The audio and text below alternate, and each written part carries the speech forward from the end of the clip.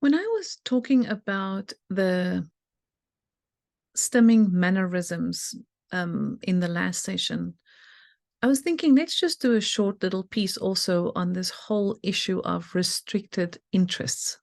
That is something that the science and literature also talks about, and ponder some thoughts on that with you. And I welcome for you to also add to my thoughts, because when I started this YouTube channel, I wanted this to be an ongoing dialogue.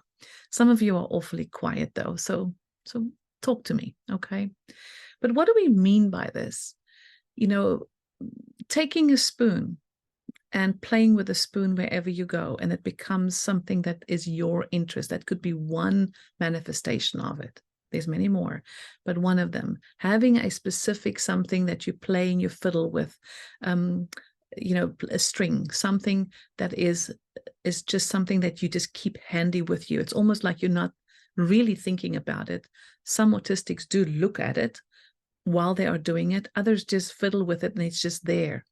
But it could also be something like the Thomas the Tank Engine, right? Just lining it up every time, lining it up. And that is the interest in that play is in a very restricted way. That could be another manifestation.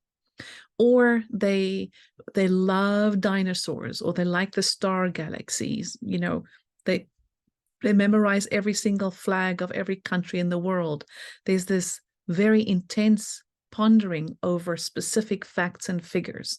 I remember years ago working with a young man that was absolutely enthralled with baseball. Everything was baseball.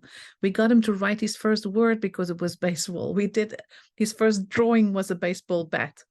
Maybe it was the ball, but anyway, close to that, right? So it was so we needed that restricted interest to get him into more flexibility out of the restriction. Not because we thought it was a problem, but because restricted interest does withhold you from enjoying other interests as well, which then changes your social sphere, right? So that's what we want to look for. There's also difficulty that when I'm focusing on something here, to also then focus and shift my focus to something else, which can also be part of shifting attention, which is an executive skill. And then also, when you have this restricted piece, I want you to think about how this also contributes to having the perspective of somebody else. Because if I'm very busy with my own interests all the time, how do I then negotiate the interests of somebody else, understand that somebody else may have a different interest than I have, and understand that their thought may be just as important as mine around this specific topic? There's also some autistics love to have that object, but they are very intensely interested in exactly how this object is operating, like a wheel is turning or something that's a cog in a wheel, or, just that sort of takes away interest from the environment.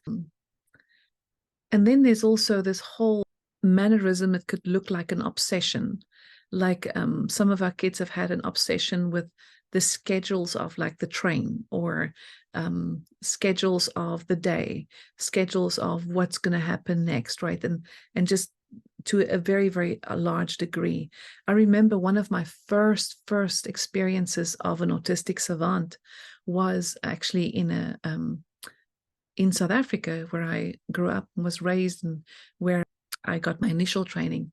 And I went to a talk, and this high functioning autistic adult was speaking, and he could basically, you can tell him your birthday exactly, and he will tell you on which day it was born within split seconds. It was just uncanny. And I remember thinking, oh my goodness, what a brain that must be. And I didn't even know then that I was going to spend a huge part of my career working with autistics, right? But it was so fascinating for me what that brain could do. And also just to understand how absolutely multifaceted our brains were, and this is why we cannot take anything for granted on any kind of a judgment, because number one, how dare we? I mean, who are we? But number two, if you do that, you still your own brain from understanding and exploring the brain of that client, that student, that child, that family in front of you. And this is what we shouldn't do, right?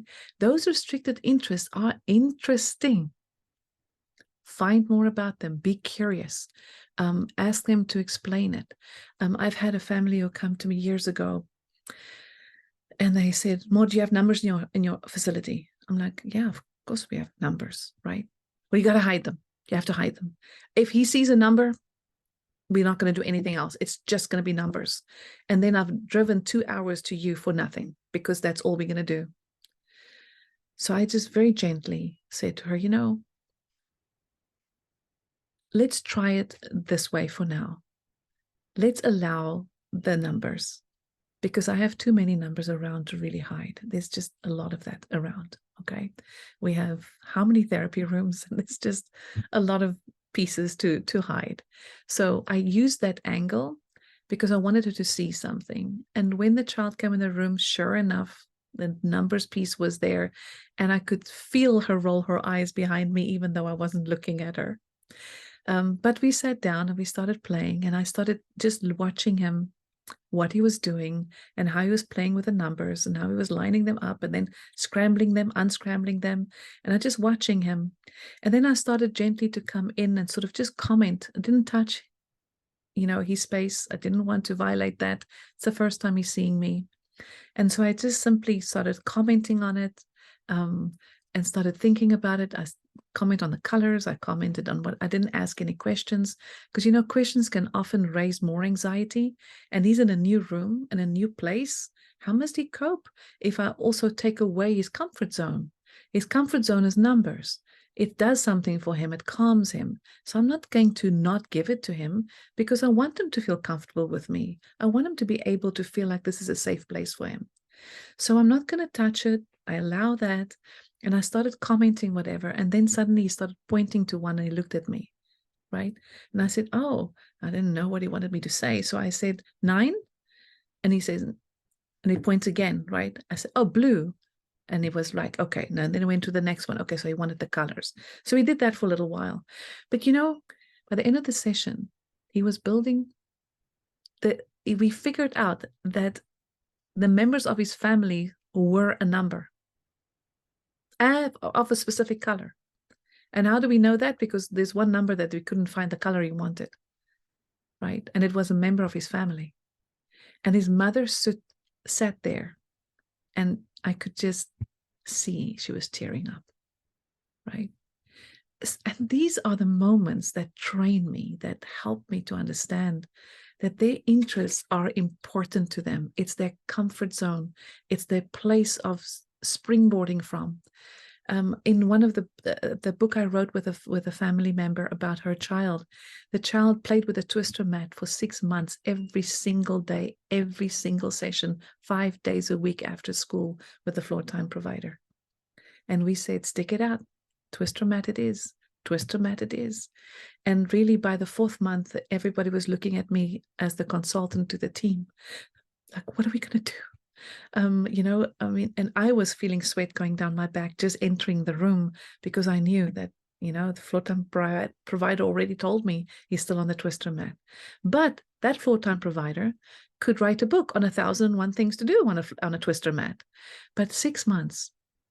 And then one day he walked into the classroom where they did the after school program, and he touched the twister mat.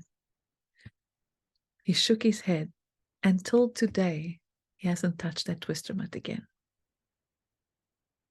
What he learned on that twister mat was now a part of his integration, and he started to show all kinds of skill. He started raising his hand in the class. A cute little video that they sent me of how he was singing the ABC song, how he was singing the national anthem. And he was doing things that he was asking peers for to pass him things. His language started coming alive. He started becoming part of the classroom. And yes, it didn't all happen overnight, but it just, in that next 3 months, it's just skill upon skill upon skill was coming. And it made me realize that restricted interest is not really restricted.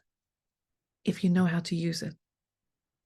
That floor-time provider was able to do colors, animals, categorization, motor skill, fine motor, pencils. She added so much to that twister mat, always respecting it.